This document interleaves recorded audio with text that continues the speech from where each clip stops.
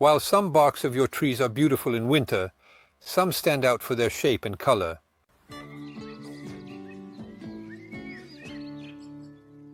If you have a little bit of space in your garden, you should have at least 2,000 or 3,000 square meters, so go ahead and plant a horse chestnut. So, the common horse chestnut, which has a very decorative bark as well, but if you want to have even more pronounced cracks, don't hesitate to plant the red flowering horse chestnut.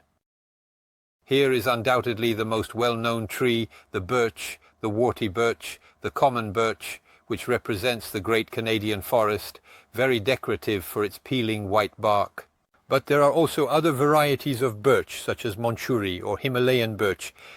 The bold cypress, with its deciduous foliage and bark, is notable. Mature cypresses, cleared at the base, also have decorative barks. Here's a bark patchwork: cinnamon maple with red bark, strawberry tree with brown scales, cork elm with orange scales, and Napoleon's bread tree shedding scales, blending colors. And here is a small patchwork of barks in the most extravagant shapes and colors, with the cinnamon maple, whose red bark is thin as paper when it peels off.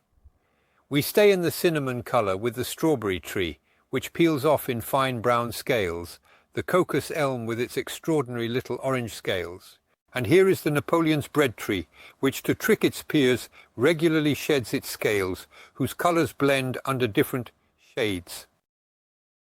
And here is without a doubt the shrub with the reddest bark, the red-wooded dogwood, which can also be contrasted with the yellow-wooded dogwood.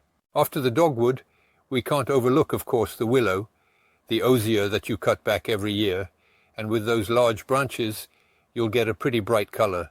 And to wrap things up, just know that to enhance your colors, don't hesitate to add some evergreen foliage under your branches or near the decorative branches.